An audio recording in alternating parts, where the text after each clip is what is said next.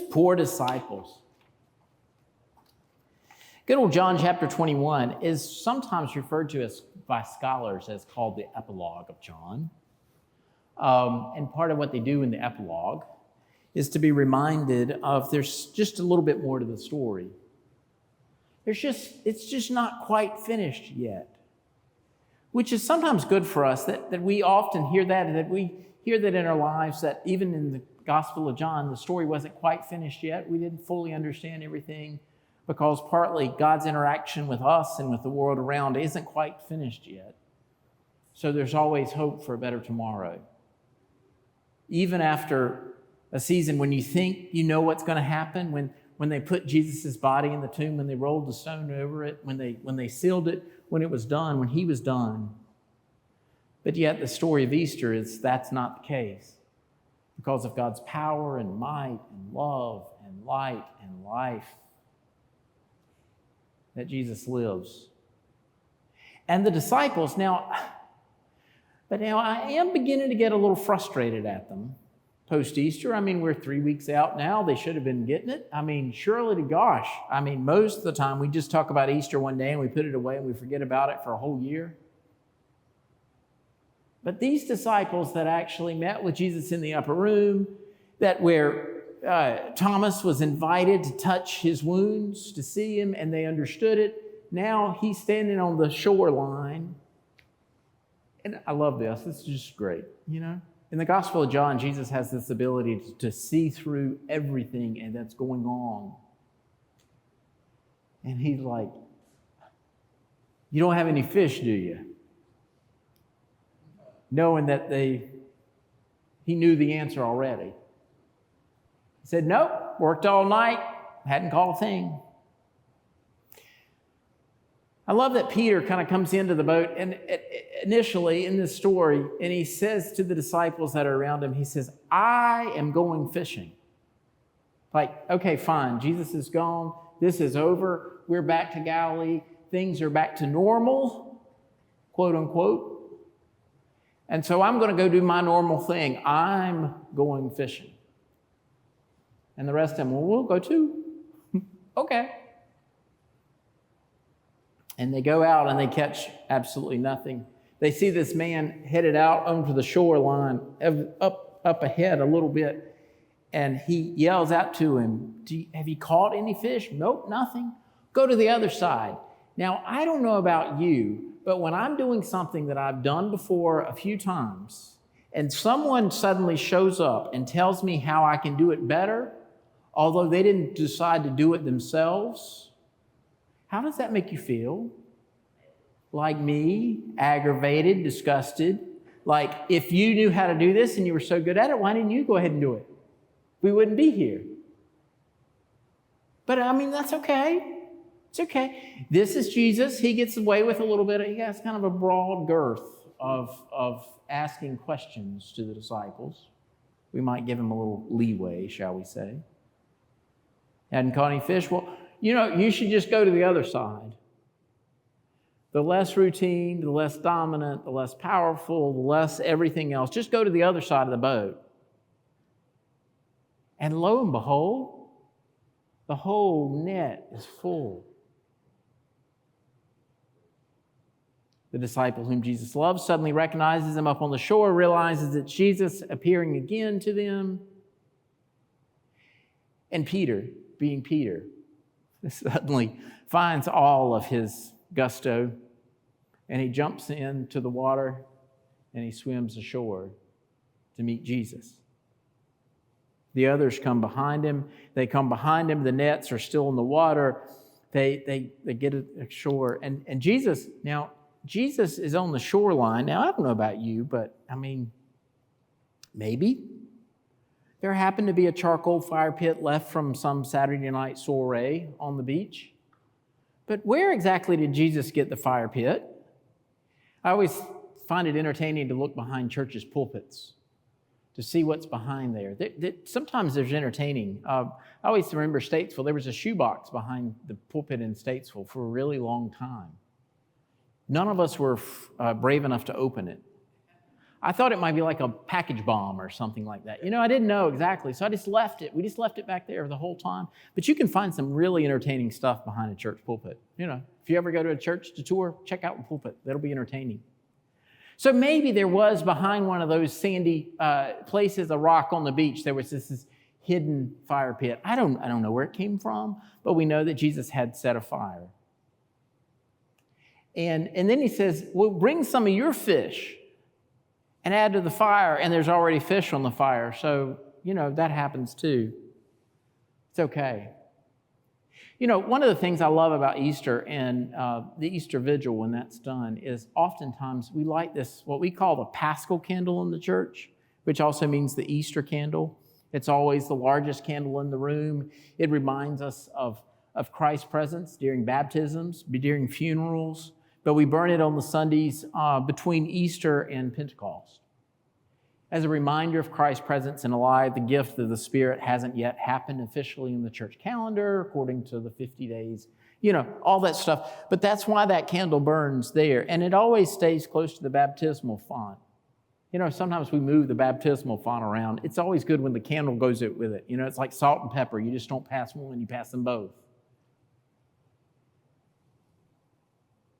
But part of the reason that we always light this Paschal candle, ideally when they were all wax, this one is actually plastic with oil fill in it. And I'll tell you the backstory of that is that it gets so warm in the sanctuary in the summer times that we had 2 that melted when I first came. So they were like curved Paschal candles, and that doesn't look good either. So anyway, this one's oil-filled, but each year you get a new Paschal candle. It symbolizes the newness of life, the gift of Christ, the newness to start over again. Every Easter, we get that opportunity.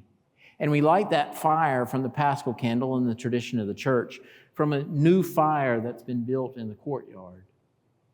And part of the reason we do all that is to symbolize and to be reminded of this fire on the beach with Jesus and the disciples. It's another manifestation of the presence of Christ in the world. That candle, can you believe that does all that? Just a little old wick and a little old flame.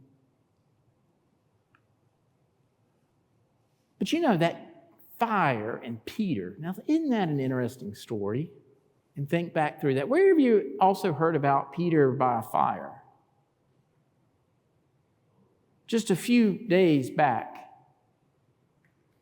at night, in the courtyard, before Peter denies Jesus, he's sitting there by the fire at night trying to warm himself,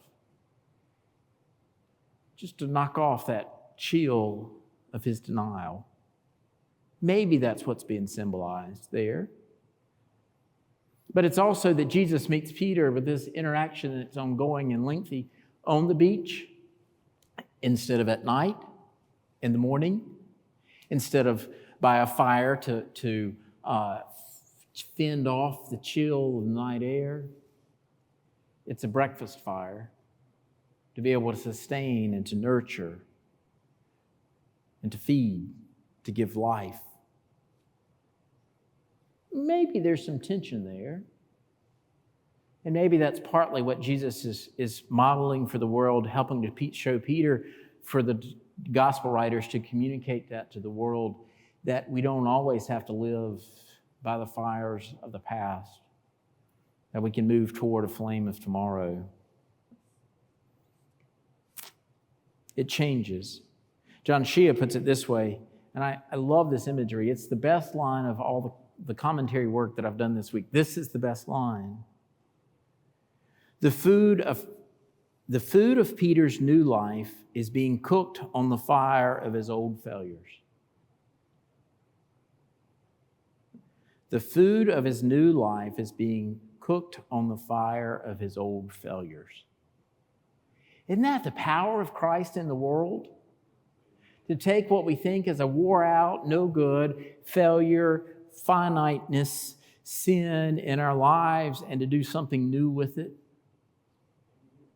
That's Jesus' business. New life in places of death, hope in places of sadness, life in the places of death. That's Christ.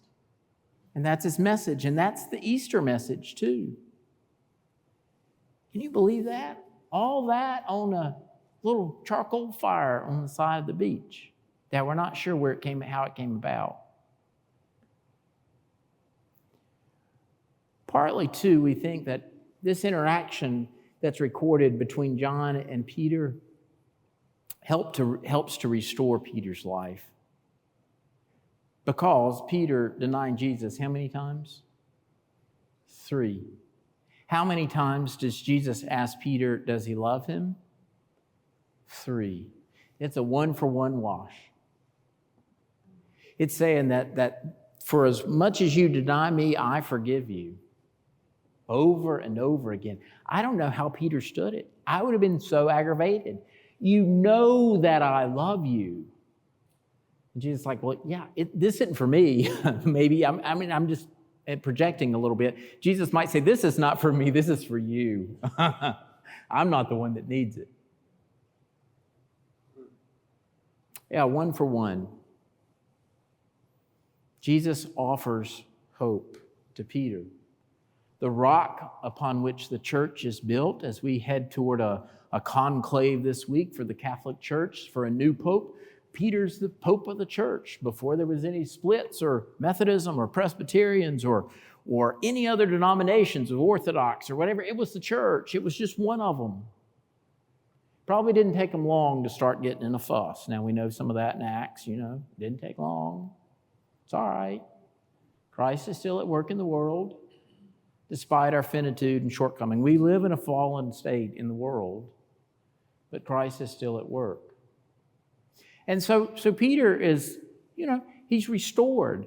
And he professes and he understands and he claims Christ as his Savior. And that he loves him. And that he cares for him.